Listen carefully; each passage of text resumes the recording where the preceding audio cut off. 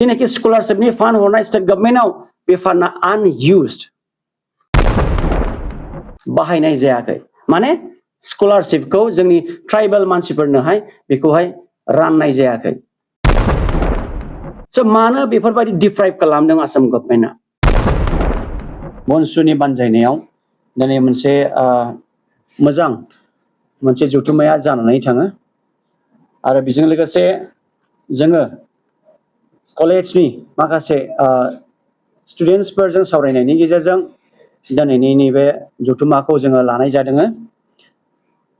जोङो दाखालि जनता कलेजाव जेब्लानाखि जोङो थांनानै बिथांमोनजों जों सावरायहैयो माखासे समयसाफोरखौहाय जोङो डिसकास खालामबोनाय जादों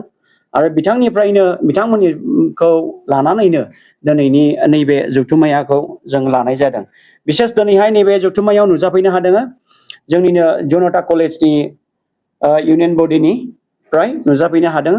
आरो बिजनि कलेजनि इउनियन बडिनिफ्राय नुजाफैनो हादों बर' बाजार कलेज गसाइगाव कलेज क'क्राझार इउनिभारसिटिनिफ्राय नुजाफैनो हादों आरो बेजों लोगोसे साइन्स कलेज बेंटल कलेज आरो जोंनि कमार्स कलेज बिथांमोना दिनैहाय नैबे दिनैनि जेनाखि बर' माहारियारि फरायसा आफादनि बानजायनायनि जेनाखि मेल बेयाव बिथांमोना दिनै जेनाखि जाबाय थानाय सोलिबोबाय थानाय एडमिशन फिसनि जेनाखि समस्या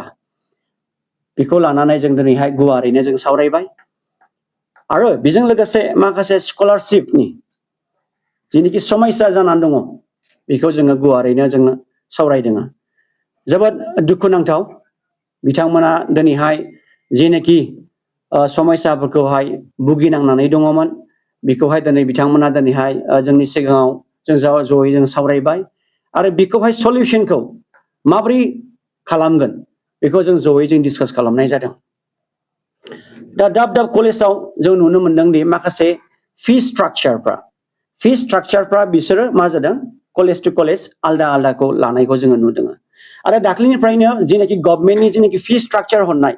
बे फि स्ट्राक्चारखौ जोङो नुनो मोनदोंदि बेवहाय दङ टटेलाव 7,180 रुपिस होनाय दङमोन आरो सिगांनि जेनाखि नटिफिकेशन होनाय बेवहाय फि वेबारनि खुनु मेनसन खालामनाय जायाखैमोन जायफोरा बेकलग थानाय नाथाय नै मैयानि समावहाय मोनसे नटिफिकेशनखौ हरफिननाय जादों होननाय जादों दि जायफ्रा बेकलग थानाय बिथांमोनखौबो फि वेबारनि गेजेरजों बिथांमोनखौ सुजुग सुबिदाखौ होनाय जागोन होननानै थेवबो माखासे फि स्ट्राक्चारखौ जों जेब्ला नायो कलेज बा इउनिभारसिटियाव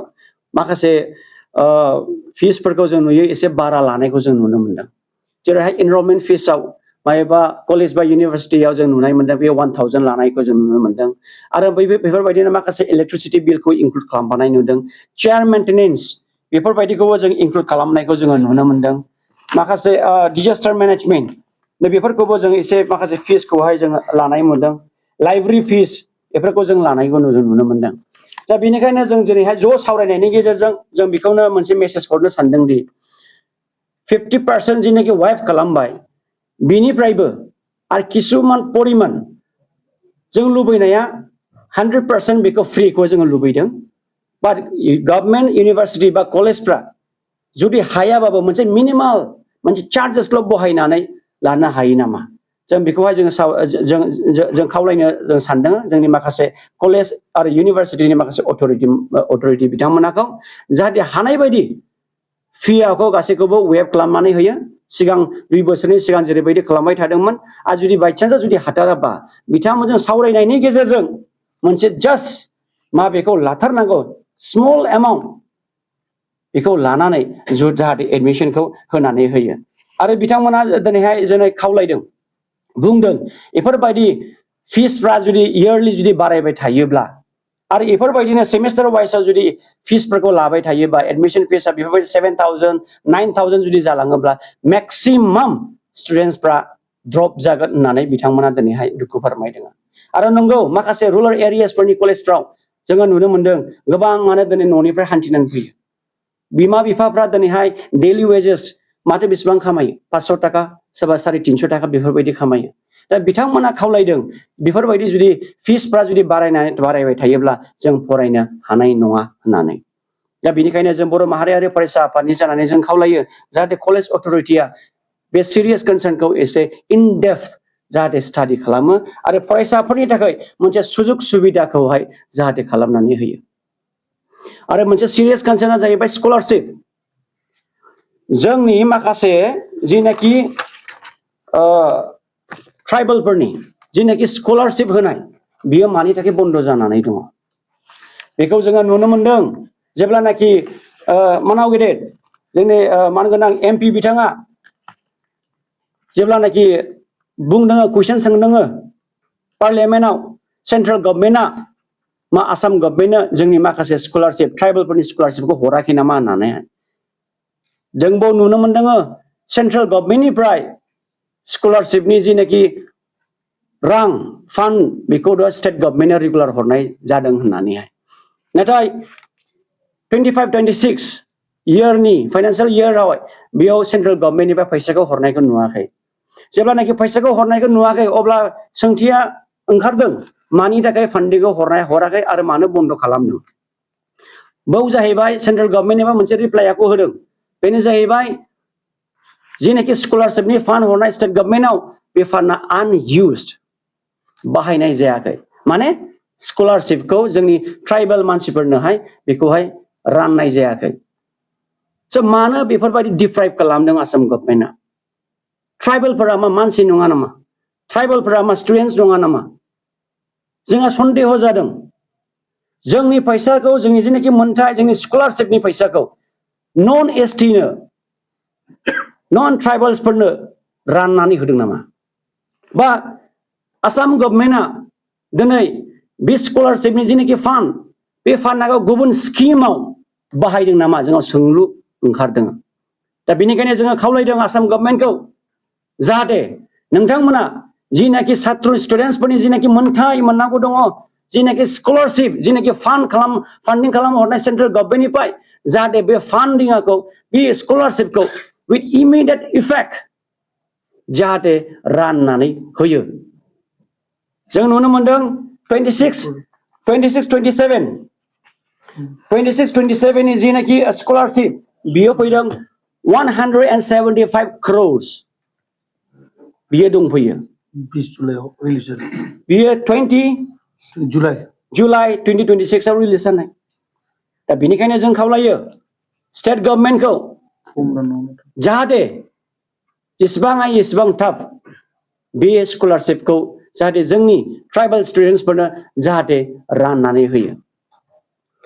बे स्कलारशिपखौ लानानै जोंनि स्टुडेन्टफ्रा गोबां मिजिं सुजुयो बा सिमां सुजुयो